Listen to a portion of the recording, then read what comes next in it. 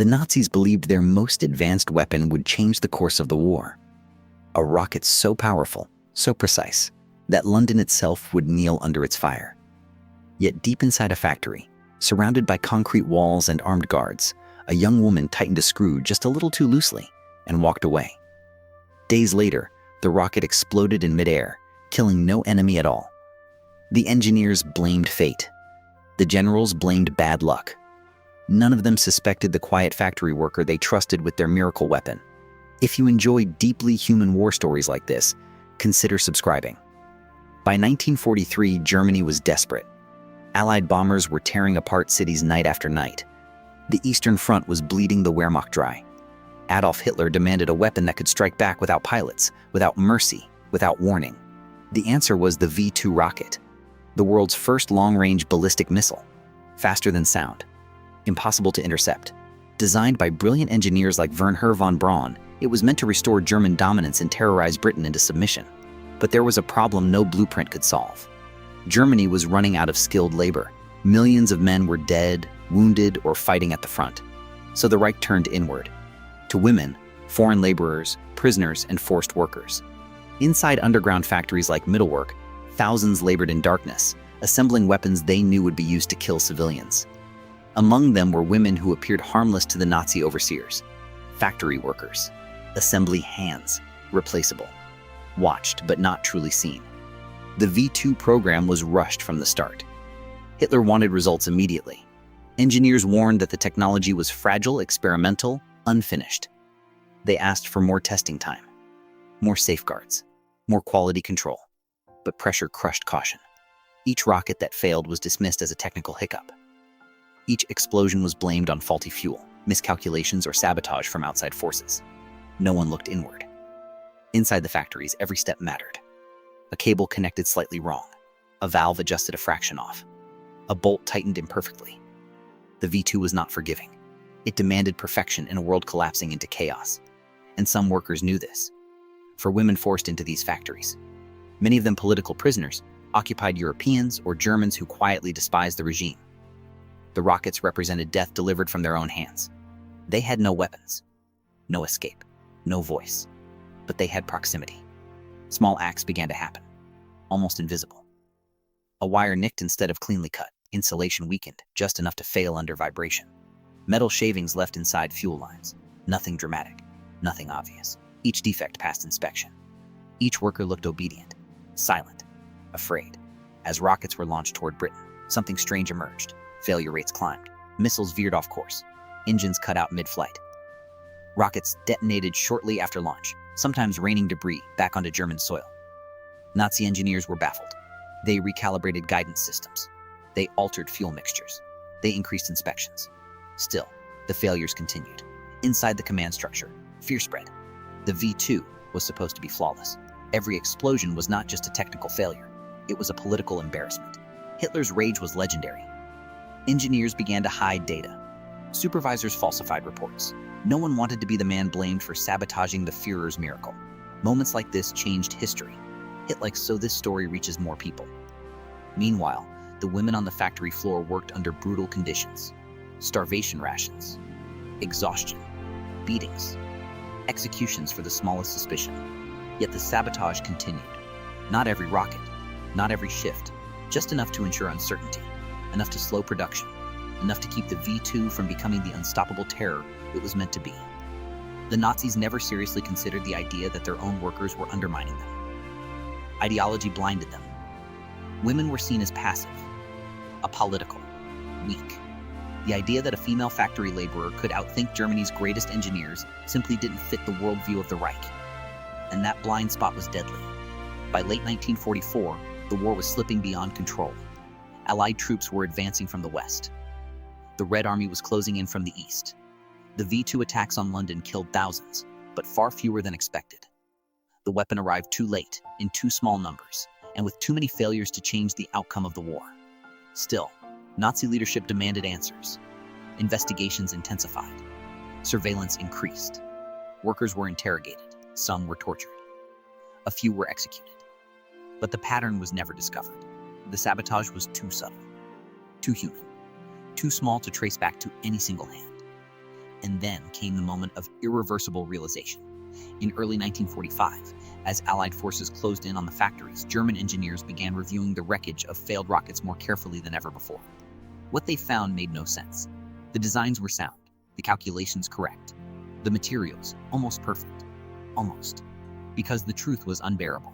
The most advanced weapon the Nazis ever built was undone not by spies, not by bombers, not by enemy commandos, but by people they believed were powerless. Women who had nothing left to lose. The Reich collapsed soon after. The factories were overrun. Survivors were liberated. Engineers like von Braun surrendered to the Allies, their knowledge carried into the Cold War and the space race. The V-2 would become the ancestor of modern rockets, remembered as a technological milestone. But the quiet resistance inside those factories was nearly erased from history. Share this story with someone who thinks WWII outcomes were inevitable. Because history often remembers generals and weapons, but it forgets the hands that subtly, bravely changed the course of events. One imperfect screw at a time. When the camps and factories were finally liberated, the Allies were stunned by what they found beneath the mountains of central Germany. Tunnels stretching for miles, assembly lines carved into rock, piles of half-finished rockets stacked beside the bodies of prisoners who had collapsed where they stood. Metalwork was not just a factory. It was a graveyard that happened to produce weapons.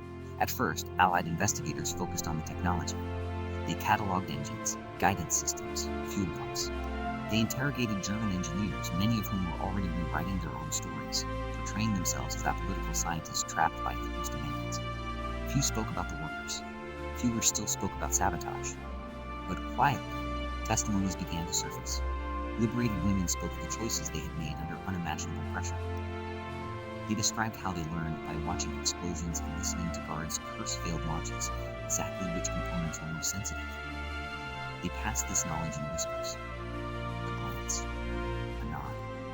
A moment when a supervisor's back was turned. One woman recalled shaking so badly she could barely hold the wrench, knowing that if she was caught, she would be executed on the spot. Another said she cried silently as she sabotaged a guidance wire, not out of fear for herself, but from the hope that the rocket would never reach a city full of civilians. None of them thought of themselves as heroes. They didn't know if their actions were working. They only knew that sometimes rockets failed. And that was enough to keep going. Historians now believe these acts of micro-sabotage had a real strategic effect. The V-2 program consumed enormous resources, rare metals, fuel, manpower, and political capital. Each failed launch was not just a missed strike. It was wasted effort Germany could not afford. The constant malfunction slowed deployment, forced redesigns, and fed paranoia within the Nazi command structure. Hitler became increasingly detached from reality, convinced that betrayal was everywhere except where it truly existed. Engineers were threatened. Officers were dismissed. Time was lost. Precious time, while the Allies advanced. And still, the women remained invisible. In the post-war years, many of them returned home to lives marked by trauma, poverty, and silence. Some were never believed. Others never spoke. The world moved on, eager to celebrate rockets that would reach the moon rather than the hands that quietly stopped them from killing more people. Even today, the narrative often centers on the men in lab coats and uniforms, on von Braun and his equations, on the Cold War race to space. Rarely does it pause to consider the anonymous workers who prove that power does not always look powerful. Their resistance was not loud. It was not dramatic. It did not come with speeches or flags. It came with patience, with understanding that in a system built on absolute control, the smallest imperfection could become a weapon.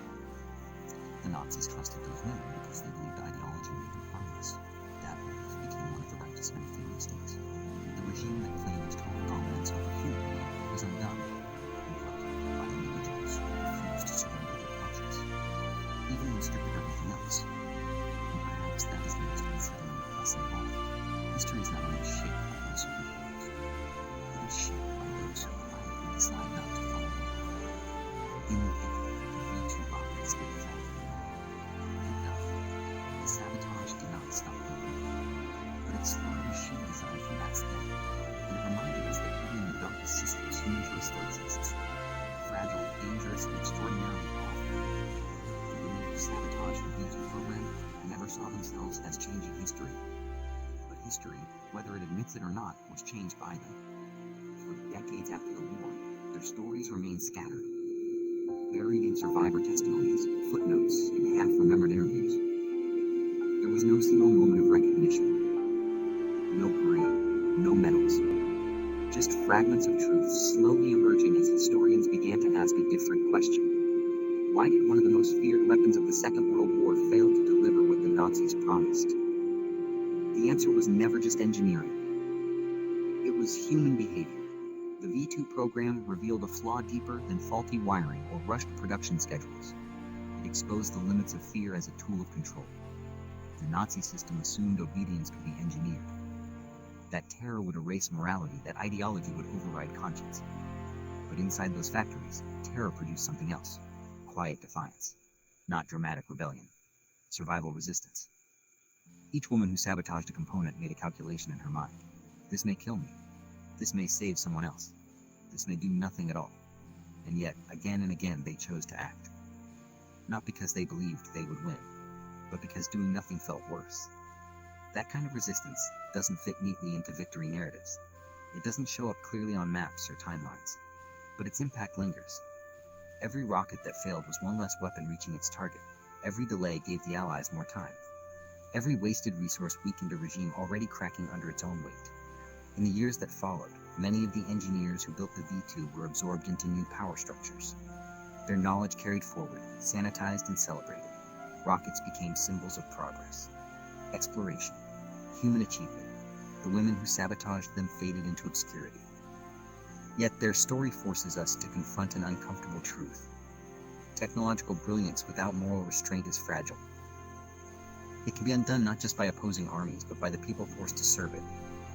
The Nazis trusted those women because they believed domination was complete. That belief blinded them to the simplest danger. That even under absolute control, humans still think, still feel, still choose. And sometimes, the smallest choice can echo louder than any explosion. This is not a story about secret agents or battlefield heroes. It is a story about factory floors, trembling hands, and courage measured in millimeters. About people who resisted not with guns, but with imperfections. Because in the end, the most advanced weapon in the world was defeated by something it could never account for. The human refusal to become a machine.